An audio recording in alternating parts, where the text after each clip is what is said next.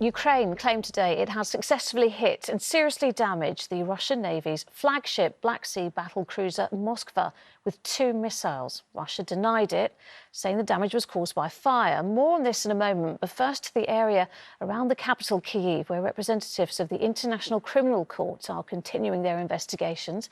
As our correspondent Peter Smith reports, they are looking for testimony and evidence concerning allegations of possible war crimes.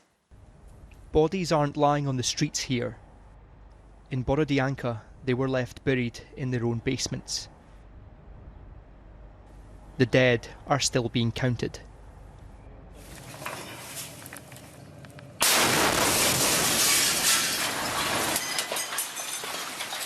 When Putin's troops occupied this town, they destroyed it. Ashes and rubble are all they left behind. Now international investigators from The Hague are here to determine if what happened in Borodyanka constitutes a war crime. Clearly we have reasonable grounds to believe crimes within the jurisdiction of the court were committed. The job now is to look at the higher standard, see why, who ordered it, who committed it, is there criminal responsibility, and if so we have independent judges in The Hague and we can seize them of necessary applications, but we don't jump to the last stage. We have to make sure we do our due diligence. The Speaker of Ukraine's Parliament was also giving colleagues from Eastern Europe a tour of this town today, and he told me he wants the whole world to see this. Never again. And we want to show this and said, never again, never. And we want that everyone who is guilty must have the punished for this crime. That's genocide against Ukrainian people.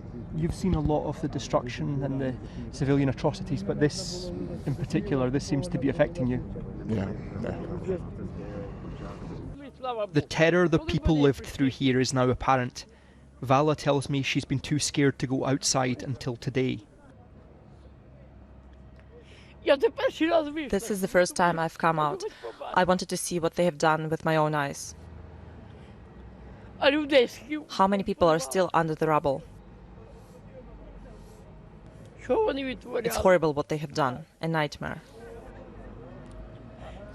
As of today, more than 100 bodies have already been recovered in Borodyanka, but there are still people in this town who don't know whether their loved ones are alive or dead.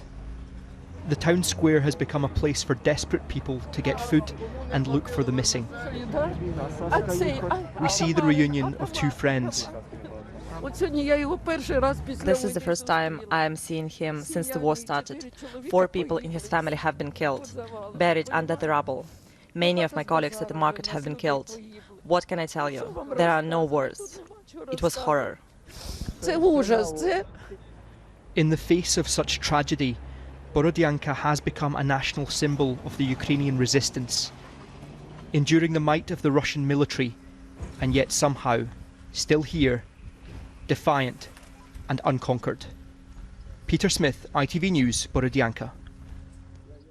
And now to our global security editor, Rohit Katru in Kyiv. And Rohit, the Russian missile cruiser that's been so badly damaged, it was the one involved in that infamous confrontation with Ukrainian defenders on Snake Island. What do we know about what happened? Well, this was the flagship of Russia's fleet in the Black Sea. It was armed with anti-ship and anti-aircraft missiles, and now, according to officials in several countries, it is a burning wreck. There are 2 explanations for what happened. One is humiliating for Russia. The other is very humiliating for Russia. First, to Moscow's explanation. They say that there was some sort of ammunition failure, an explosion. They accept that, but they appear to be blaming a technical fault or human error.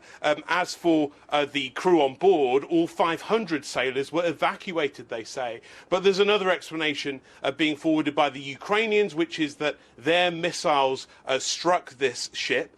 They say it sunk. Officials at the Pentagon say it actually hasn't sunk, but what they add in Washington is that 4 or 5 warships have now backed away from their locations slightly as a consequence, perhaps, of what happened in the Black Sea yesterday. This may be the most embarrassing moment for Russia in this 50-day long invasion.